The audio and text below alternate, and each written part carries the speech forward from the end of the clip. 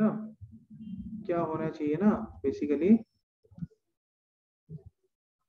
What I should see, है ना, मुझे यहाँ पे बेसिकली क्या मिलेगा, आई बाय आर जो है mu two by mu one है, आई क्या है, i is equal to alpha plus beta और आर क्या है, बीटा माइनस गामा, ठीक है ना। तो using value of i and r in sorry from equations, कौन सी इक्वेशन से, फ्रॉम इक्वेशन 1 and 2 in 3, है ना, इन 3 वी गेट, है ना, तो हमें मिलेगा क्या यहाँ पे, i by r is equal to mu two by mu one. I का वैल्यू क्या होगा,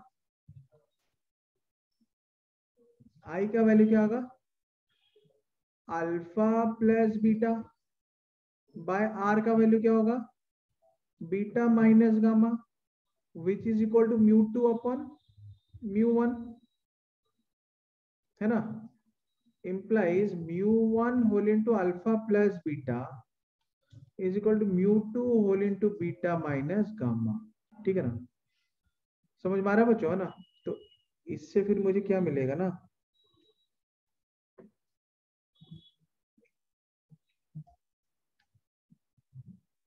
ठीक है ना, फिर इससे मुझे क्या मिल रहा है, what I am getting from here is, इससे मुझे मिल रहा है implies, है ना, mu1, है ना, होल इनटू, अच्छा हाँ, इससे मुझे मिलेगा mu1 whole into alpha plus mu2 into gamma is equal to mu2 minus mu1 into beta. तो बेसिकली मुझे ये रिलेशन मिल रहा है यहाँ पे, mu1 alpha plus mu2 gamma is equal to mu2 minus mu1 into beta. तो let's say this is equation 7 from, है ना। सो इक्वेशन 7 में use value of alpha gamma and beta with sign convention, with sign convention, है ना, समझ में आ रहा है, ठीक है ना। सो बेसिकली अगर देखा जाए तो I can use values of,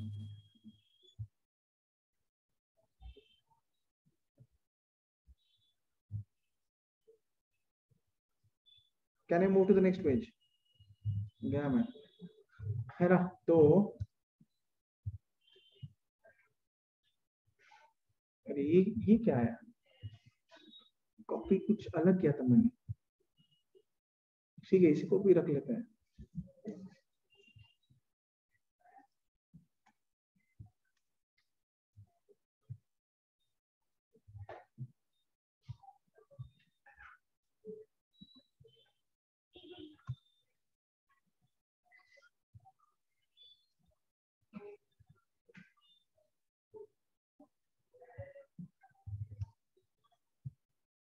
alpha का वैल्यू क्या है, एच बाई यू है, अल्फा का वैल्यू क्या है, alpha value is H by U, alpha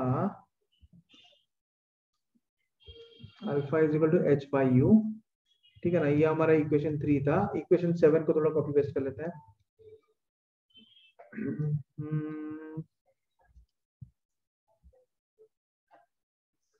तुमको शायद कॉपी करना भूल गया मैं, अच्छा copy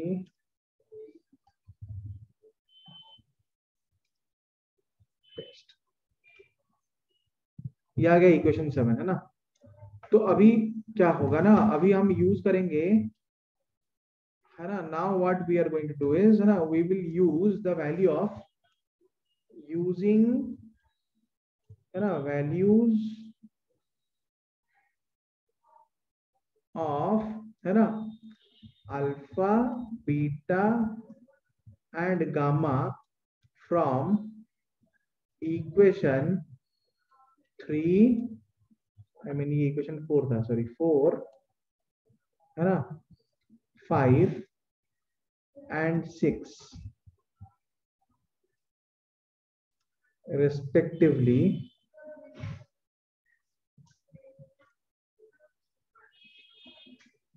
with sign convention, with sign convention, with sign convention, है ना, with sign convention, है ना, इन इक्वेशन 7 4 5 6 से अल्फा बीटा गामा का जो वैल्यू है ना, इक्वेशन 7 में यूज करके रेस्पेक्टिवली अल्फा बीटा गामा का जो रेस्पेक्टिव वैल्यूज है इक्वेशन 7 में यूज करके हमें मिलेगा क्या, वी विल गेट, है ना, इम्प्लाइज μ1 इंटू अल्फा, अल्फा है h बाई यू, तो साइन कन्वेंशन के हिसाब से होगा h बाय माइनस यू, है ना, प्लस μ2 गामा, गामा में h बाय v पॉजिटिव है ना, h by v is equal to μ2 minus μ1 into beta, beta जो है वो हो जाएगा h बाय r, बीटा का वैल्यू है h by r, r is positive from sign convention, h h h cancel करो, है ना, so we will get now the relation as μ2 by v, single refraction at curved surface, relation between u, v and r for single refraction at a curved surface is equal to μ2 by v minus μ1 by u equal to μ2 minus μ1 by r is equal to μ2 minus μ1 by r.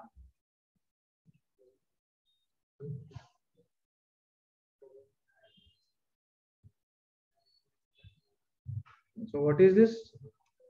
Basically ये क्या है? This is basically refraction. This is basically refraction at a single curved surface. Sorry, this is basically relation between u, v and r, object distance, image distance and radius of curvature. So ये basically क्या है? This is relation between, ये है हमने derive किया अभी, this is relation between u, v and r, है ना, in case of refraction at a single spherical surface, at a single spherical surface. समझ में आया बच्चों?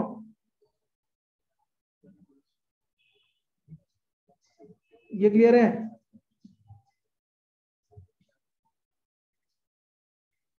Is that clear?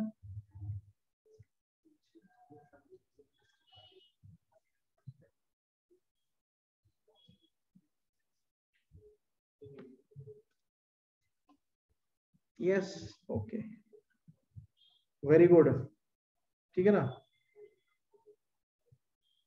फिर इसके आगे का देखते हैं.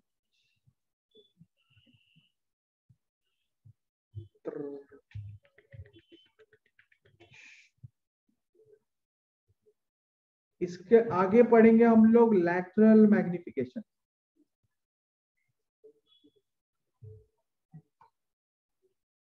क्या पढ़ेंगे अभी? इसके आगे हम लोग पढ़ेंगे लैटरल मैग्निफिकेशन.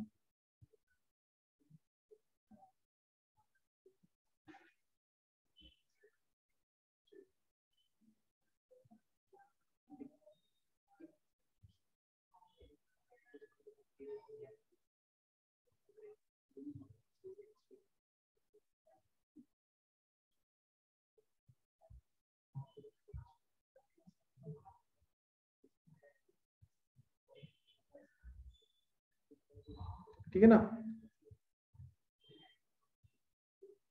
अब देखो lateral magnification of image by refraction.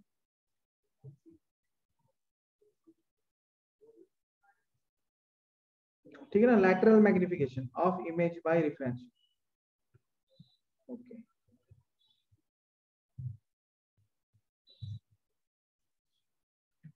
Now let us come to the next part of this topic, that is lateral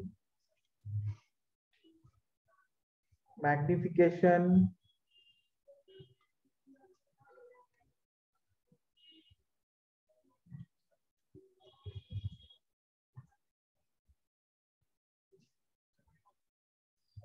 of image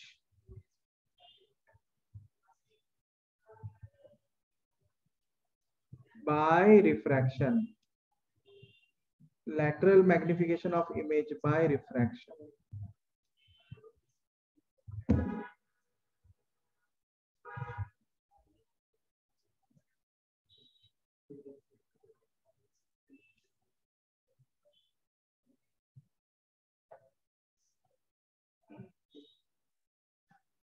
ठीक है ना, इसका डायग्राम बनाते हैं। तो मान लो ये है वो सरफेस, और मान लो कि प्रिंसिपल एक्सिस जो है वहीं से ऐसे पास किया प्रिंसिपल एक्सिस। ठीक है ना, ये हो गया प्रिंसिपल एक्सिस। ऑब्जेक्ट जो है इस केस का है ना, ये ऑब्जेक्ट है, मान लो ये हो गया ऑब्जेक्ट है ना। ऑब्जेक्ट का हाइट जो है, let me take object height as h0। ठीक है ना।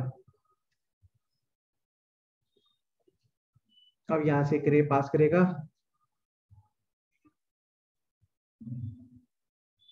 अच्छा बेसिकली मान लो कि इसको और थोड़ा खींच लेते हैं।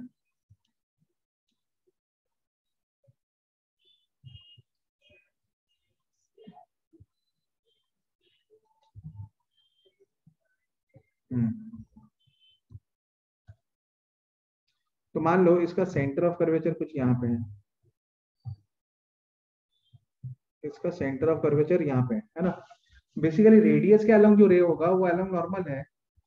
अगर एंगल ऑफ इंसिडेंस जीरो है तो एंगल ऑफ रिफ्लेक्शन जीरो होना चाहिए। अगर एंगल ऑफ रिफ्लेक्शन जीरो है तो एंगल ऑफ रिफ्रैक्शन भी जीरो होना चाहिए, है ना। तो बेसिकली अब मैं क्या कर रहा हूँ ना, यहाँ पे हमें चाहिए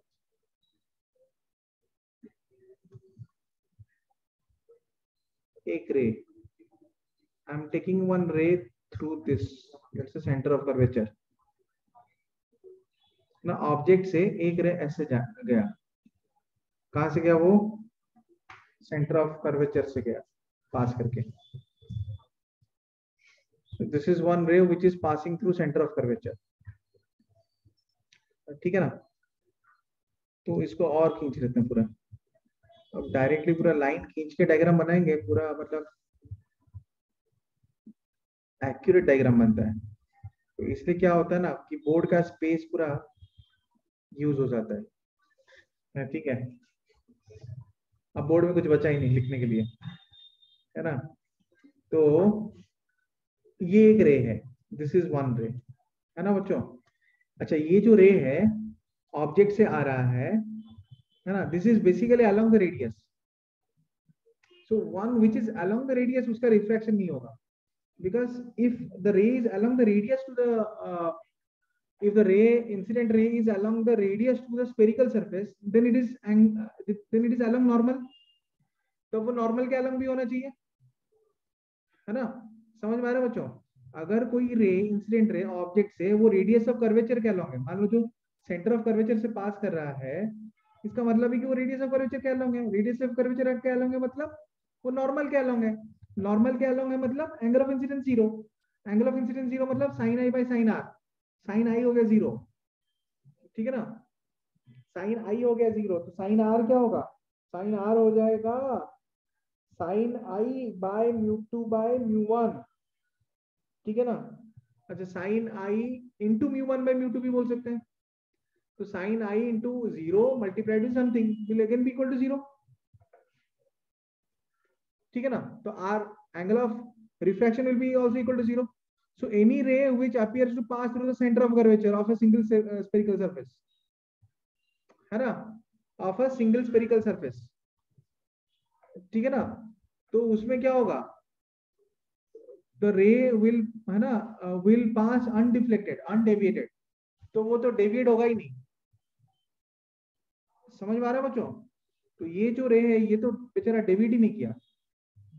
अच्छा, तो ये डेविएटेड अनडेविएटेड पास करेगा, ठीक है। तो मान लो और एक रे यहाँ पे आ रहा है,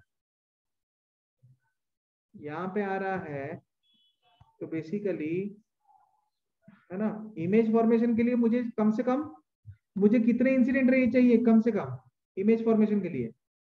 कम से कम मुझे चाहिए 2 इंसिडेंट रे। अब ये मेरा सेकेंड इंसिडेंट रे।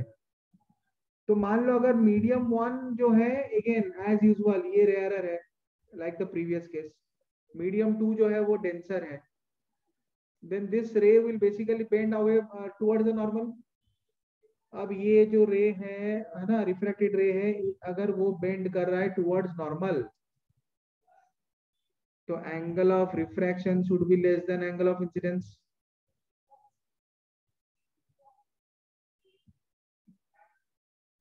अरे यार, मैंने ऐसे इसको बेंड करा दिया, तो ये पूरा का पूरा ना ये चला गया प्रिंसिपल एक्सिस के बाहर। मतलब मैंने जितना गेस किया था, जितना बड़ा प्रिंसिपल एक्सिस लेना पड़ेगा, उससे फिर से ज्यादा लंबा एक्सिस लेना पड़ रहा है मुझे। मतलब प्रिंसिपल एक्सिस को थोड़ा और लंबा कर दो। ये हो गया हमारा principal axis. Colour can't change in principal axis, ठीक है ना, again same colour.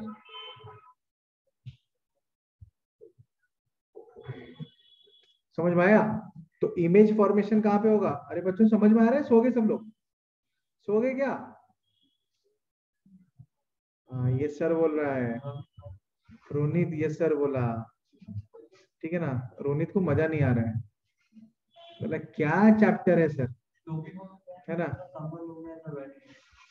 Dear students, look at screen, है ना, here there is Ronit here. Ronit हम अपना यहाँ पे ना, उसको नींद आ रहा है, उसको एंटरटेनमेंट चाहिए, उसको थ्योरी नहीं चाहिए। ये है डेंसर मीडियम, ओके, है ना बच्चों। तो मान लो यहाँ पे इमेज का जो हाइट है वो एच आई है। लैटरल मैग्निफिकेशन क्या होगा?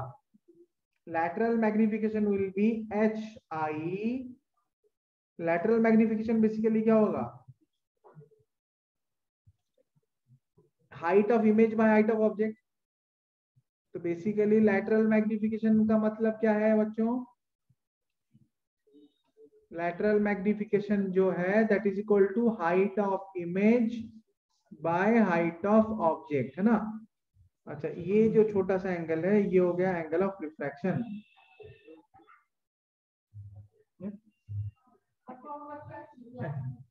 सो एंगल ऑफ,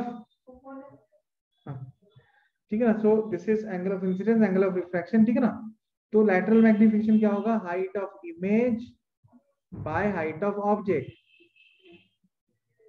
समझ में आया ना बच्चों, है ना। तो बेसिकली क्या होगा कि ये जो है ये है ऑब्जेक्ट डिस्टेंस, फिर यहाँ पे ये है v जो हो गया, v हो गया अपना इमेज डिस्टेंस, है ना। मतलब, है ना, surface to centre of curvature है रेडियस ऑफ कर्वेचर, ठीक है ना। अब lateral magnification H I by H O है, ठीक है ना। बच्चों sine I by sine R क्या होगा यहाँ पे? ये angle of incidence, angle of reflection, Snell's law क्या बोल रहा है? Bye Snell's law,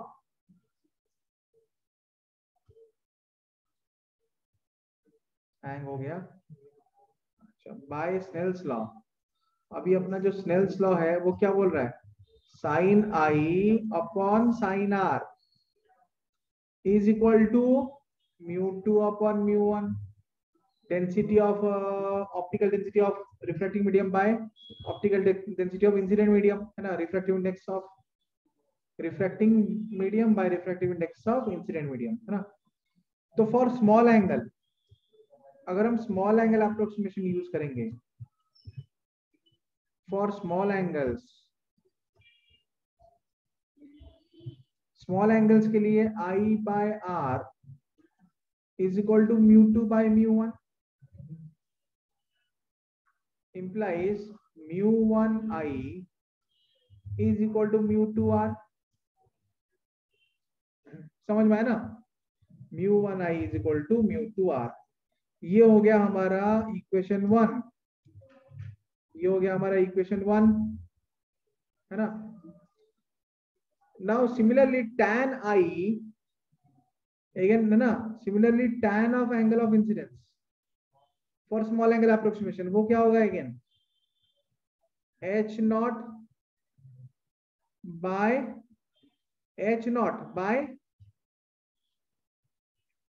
tan of angle of जो है tan of angle of incidence जो है that is equal to h0 by u that is nearly equal to I.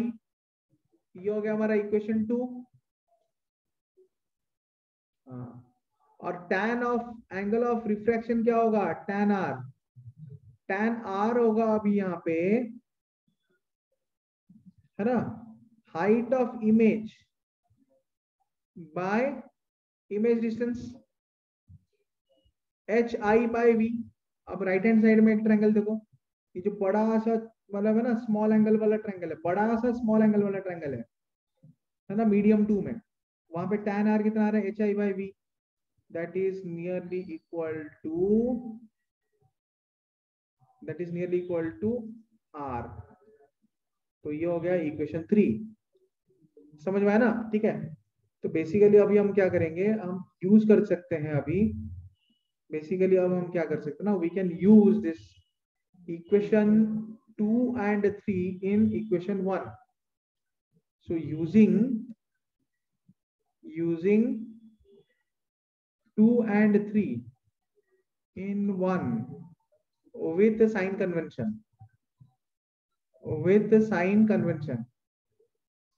Sign convention के साथ जब यूज करेंगे ना तो हमें मिलेगा क्या?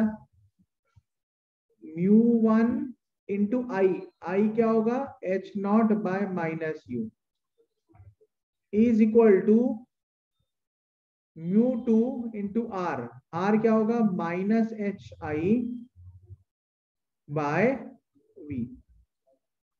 समझ में आ रहा है बच्चों? है ना? तो मुझे फिर यहां से क्या मिल रहा है? Implies I am getting mu1 h0 by u is equal to mu2, है ना, that is equal to mu2 into hi by v. Minus minus cancel कर लो, ठीक है ना? समझ में आया बच्चों? यहां तक लिखा? यहां तक लिख लिया? डियर स्टूडेंट्स, यहां तक लिखा क्या? यहां तक समझ में आ गया ना बच्चों?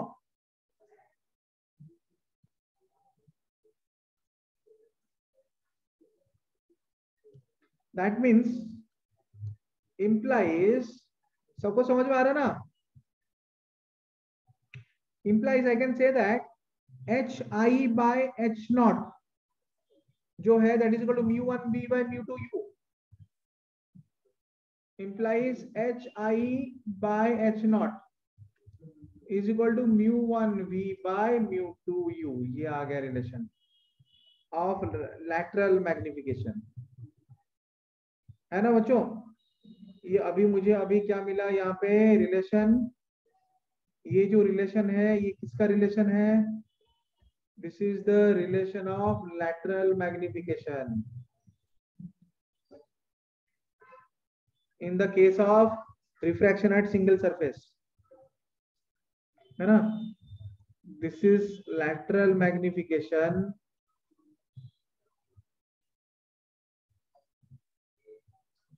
फॉर्मूला, है ना, magnification for refraction at single surface.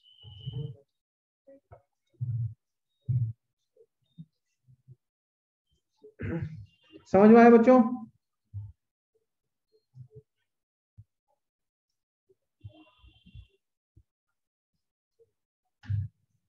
ये क्लियर है बच्चों?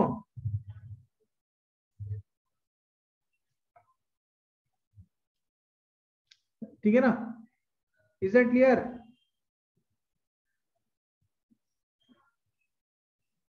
अरे सबको समझ में आया ना? ऐश्वर्या, अमीषा, अंकित, अंकिता और आदित्य, चिन्मय, ललितेंदु, माही, प्रियदर्शी, आई मीन प्रीशा, प्रियदर्शिनी, प्रियतोष, समीक्षा, सोहान, श्रुति, स्वाति, तुषार, वेर इज दिव्यरंजन? अच्छा दिव्यरंजन कहाँ गया? समझ में आ गया ना? Is that clear? है ना? ओके चलो बच्चों ना, आज के लिए इतना ही पढ़ेंगे हम लोग।